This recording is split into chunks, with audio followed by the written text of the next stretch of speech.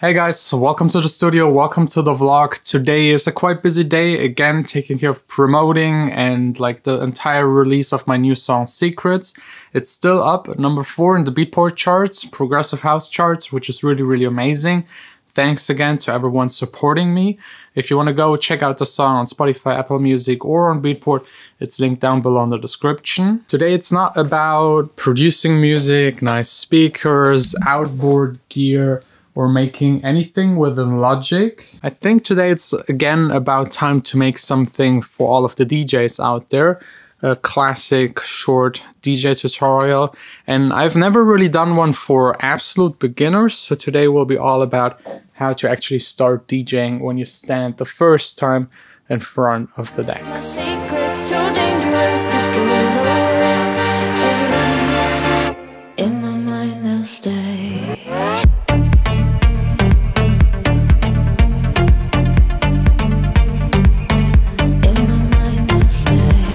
So DJing is actually quite easy, especially with the new kind of equipment. It doesn't matter what kind of equipment you have, it basically works the same. Don't be intimidated by all of the knobs and buttons and stuff. You won't need all of them. The most important is definitely the Q button. The Q button is something special to DJing that any other player doesn't really have. It's really just used for DJing. And there's of course a difference to the play button. The play button, you all know, play, stop, pause, that's like all embedded in there. Q does something differently. First up, you just select a song to play at the deck, and whenever you hit the Q, most players will actually auto cue. This means they will pick the first transient, the first sound in the song, and set their cue point. And the Q button will always, whenever you hit it, take you back to that point. So every time I hit it, it plays the first beat. As long as I press it down, it will play. The second I remove my finger, it stops playing. The second I hit it again, it jumps again to that cue point and starts playing again.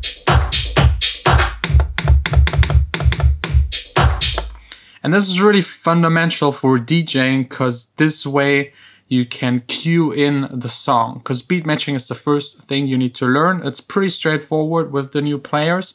You just check the BPM of one song, check the BPM of the other song, match them by using the pitch fader. You can just pitch up and down and make them the same. They have to be exactly the same. Otherwise, if you beat matching is just like aligning the kicks on top of each other.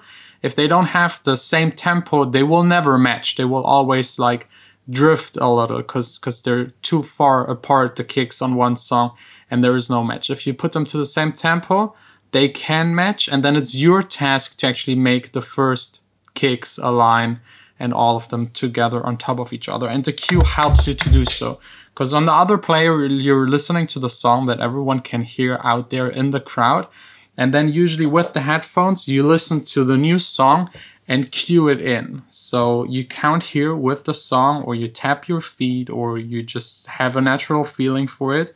And every song is usually, I mean not every song, but most songs you will ever DJ, 99%, are 4 to the floor. This means a measurement of 4x4. This means 4 kicks in 1 bar, and you just count to 4. So this song is playing and you start with 1, 2, 3, 4, and you make sure you hit the cue on the 1 again. So 1, 2, 3, 4, 1.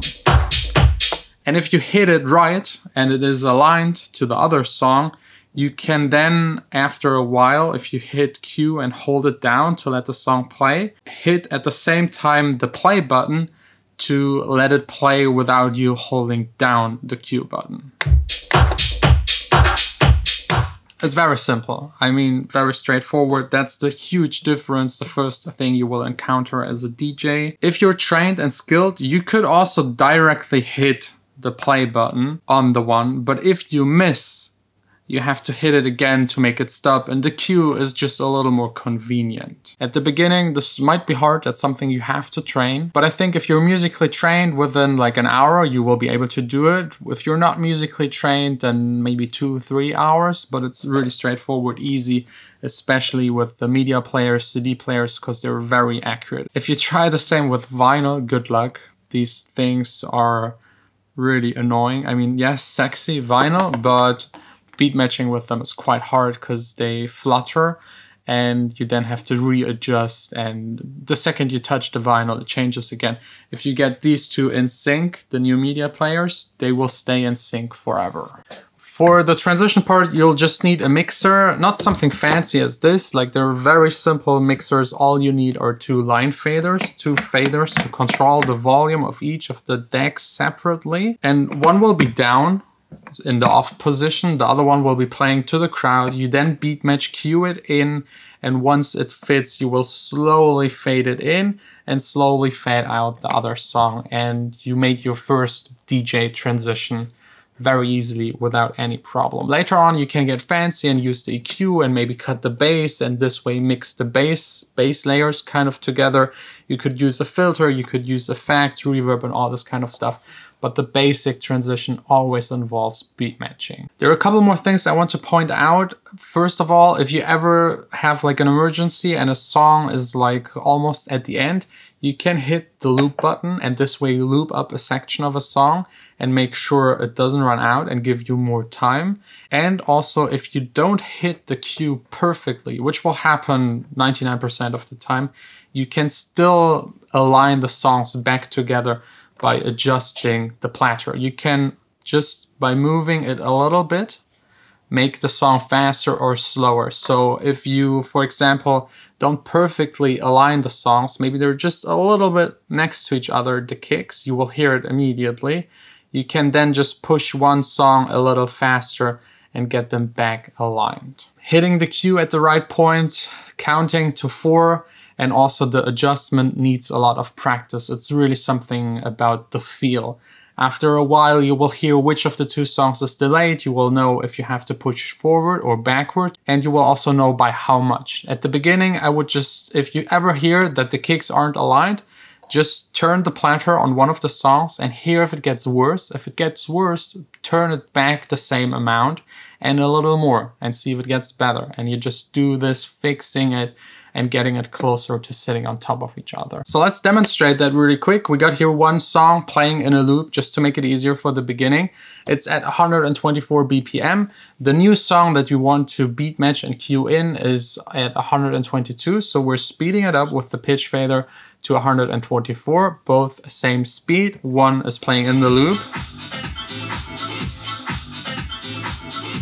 And for example, in this song, the crash shows us that the 1 is underneath of the crash. So it's a little easier to count. 1, 2, 3, 4, 1, 2, 3, 4, 1, 2, 3, 4.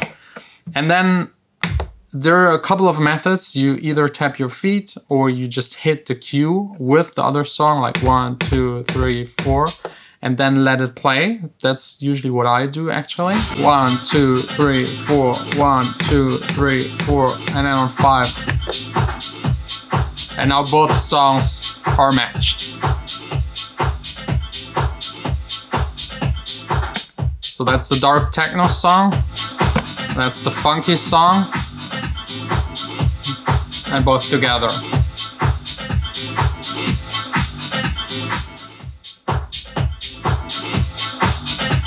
And they're still aligned. And then you just volume down on one, volume up on the other. If you don't, again, match it perfectly, do it again with the cue. You should try and learn to do it almost perfect with just hitting the cue every single time. And if they drift apart after a couple of seconds, this usually means that you didn't set the BPM correctly. Or maybe there's like a mistake in the song, but that's very unlikely. But then you can just push the platter a little to speed this one up. And that's then basically it. That's how you make your first transition, your first beat matching. That's what you should learn the very first. Forget about all of the other buttons, all of the other functionality. You really at the beginning just need the cue, the pitch fader, and the BPM. If you're a little more pro, you could start getting rid of the BPM and doing it by hearing. But to not be frustrated at the very beginning, just do it with the BPM, because actually figuring out how fast a song is, how much faster it is than the other, takes quite a while. With vinyl, you have no other option to actually figure this one out. But if you want to DJ as fast as possible, BPM matched, aligned, beat matched, fader transition, and that's pretty much it. So I hope this helped you to start DJing, do your first little kind of beat matched set from one song to another. If you master this, the rest is just repeat the entire night from one song to another. And yes, that's not fancy DJing, but no one will complain. If you play at a birthday party, in a club, at a wedding, and you do every transition beat matched and just transition from one song to another just by fading them and beat matching them, no one will complain. So thanks a lot for watching. I hope this helped you. If you're interested in any of the equipment, it's all linked down below in the description. We'll see us tomorrow back again for another vlog here in the studio.